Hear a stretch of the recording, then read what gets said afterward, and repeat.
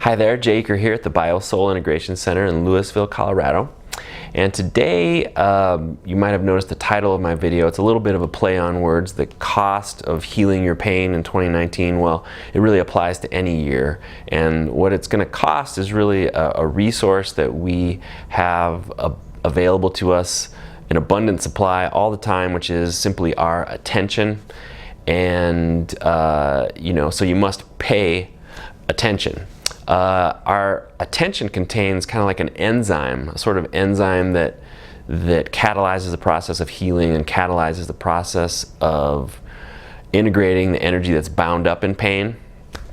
And at the end of this video, I'm going to lead a little guided meditation for healing pain. So first of all, if you could like this video, if you could subscribe to my channel, if you could pass this along, share it on Facebook or whatever social platforms you're associated with, that would be really great. So I'm trying to get this YouTube channel off the ground, so I thank you in advance for any of that. So first, in order to talk about how to heal your pain, I want to talk about what is healing? The word heal comes from an old English word which means to make whole. And some people would say that we're already whole. We're not fragmented, we're already whole, but we are, and that's true on a universal level, but we're not really aware of it.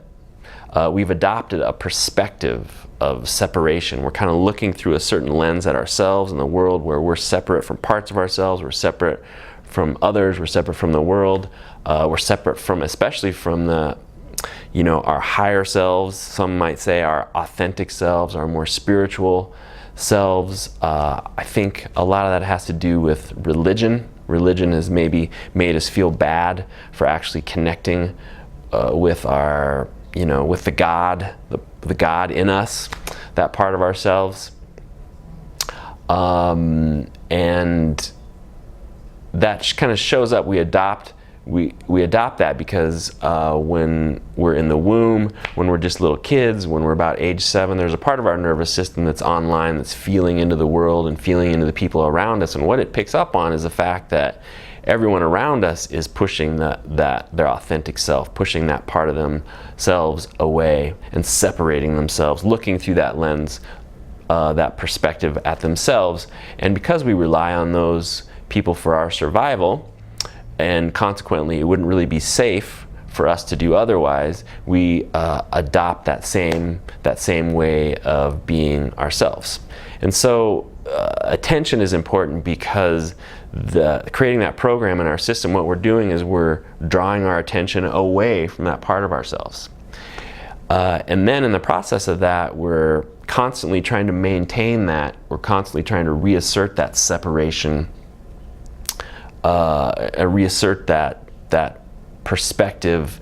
We're using a lot of resources to do that, and those are resources that we don't get to use for healing, for loving, for digesting our food, for adapting to our environment, resources that we need, resources that the process of growth and evolution that life is kind of nudging us towards is sort of requiring of us, and so we don't get to use that. And it's doing that is kind of goes against the nature of nature, actually. There's a way in which life wants us to be aware of our wholeness. It wants us to be able to be aware of our gifts, so that we can share those with the world. And so consequently, life is kind of always giving us, connecting us with people and situations and circumstances that would sort of draw us into relationship with our authentic self, draw us into relationship with those parts of ourselves that we have disowned and dishonored. And as that sort of life force energy that's associated with those parts starts to come to the surface, often it hurts, because that's a sure way to draw our attention.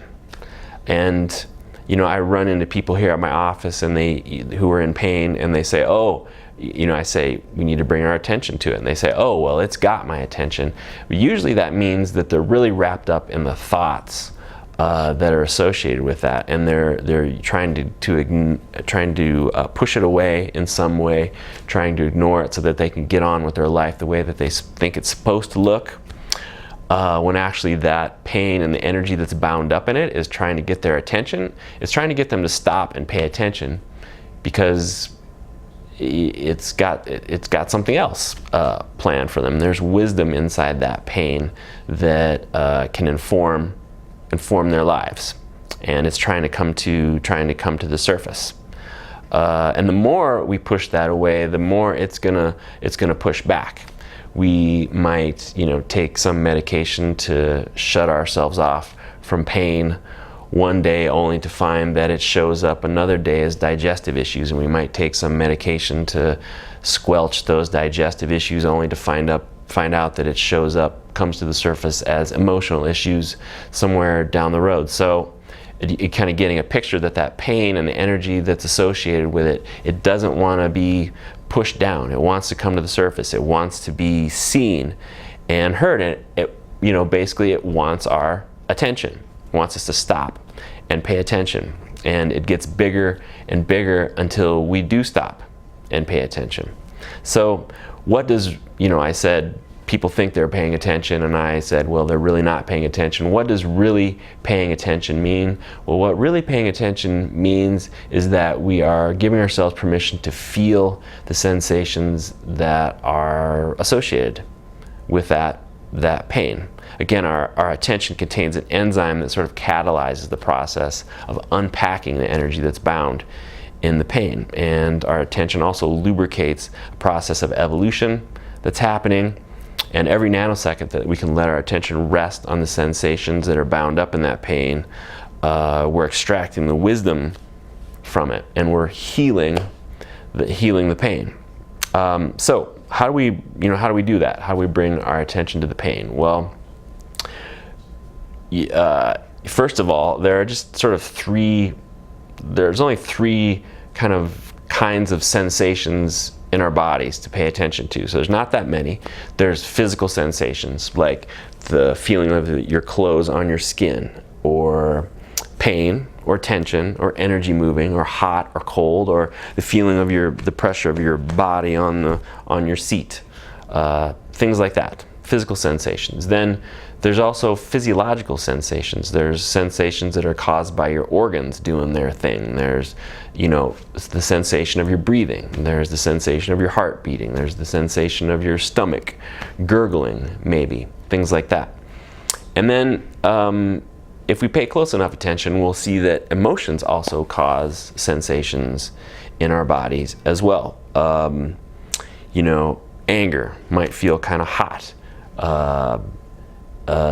Grief might feel kind of heavy. Fear might feel kind of tight.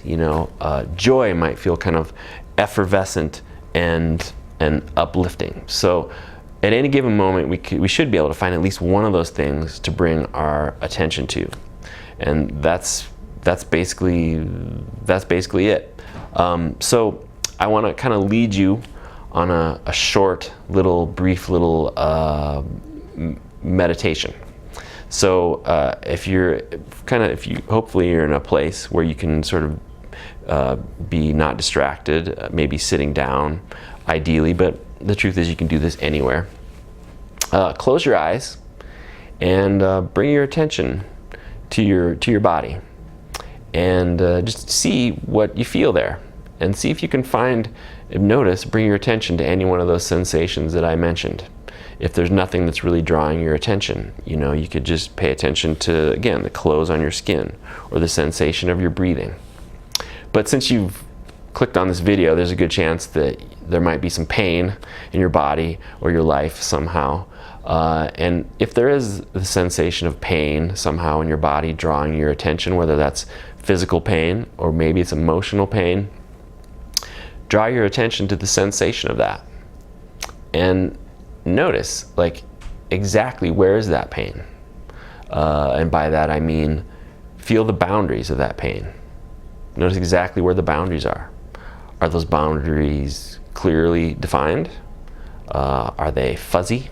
Sort of fuzzy and unclear and drawn out? Does that sensation have pain? Excuse me, does that sensation of pain, does it have a shape? Does it have volume? Does it take up space? Is there movement of some sort? Is it moving? Is it stabbing? Is it throbbing? Is it vibrating? Is it stretching? Is it collapsing? Those are some versions of of movement. Does it have any other characteristics? Does it have color? Does it have texture? Does it, it might take the form of an animal or some element, water or wood or fire or metal, and it might have a texture that matches that, or some other strange, gum or who knows what. And bring your attention to it and just notice those qualities, and just do that for a little bit.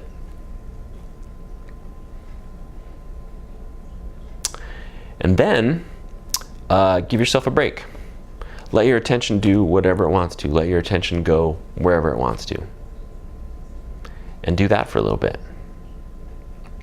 And that's basically it. I know it sounds simple, maybe sounds too elementary to sort of make a difference, but if you keep doing that, you'll find that what we're kind of doing there is in another video I kind of referred to pain as a knot. It sort of involves physical, psychological, and spiritual threads that are all sort of tied and tangled together. And what we're doing is, in this meditation that I just led, is that we are sort of massaging that knot. That's what you got to do to kind of untie a knot, right? You got to kind of like work it apart. And so what we're doing is we're sort of bearing down by bringing your attention to the sensations, and then you're easing up. And in that process, it's going to kind of massage that knot loose. It kind of creates space and makes you more aware of the contrast between the seemingly solidness and permanence of that pain and the actual space that pain might be born out of, that pain that exists around the pain, and this eventually will sort of allow for something new and different to happen, as opposed to the same old way that we've been relating to it over and over and over again. So again, pain, a sensitive part of our nervous system, sort of adopts this way of creating this perspective of separation, that involves drawing our attention away. And so, doing so creates kind of a buildup of life force energy in our bodies, and that kind of goes against the nature of life, and life wants that to come to the surface, wants that to be seen. And so in that process of that, we encounter things that sort of bring that to the surface, and it makes us pay attention. Life is wanting us to pay attention. So that's how to heal pain. So if you find this useful or interesting, I hope you'll like it or share it, and again, pass it along to those who might be interested. And of course, leave a comment or questions if you have any in the comment section. And I look forward to seeing you in the next video, and I look forward to helping you express more life. Have a great day.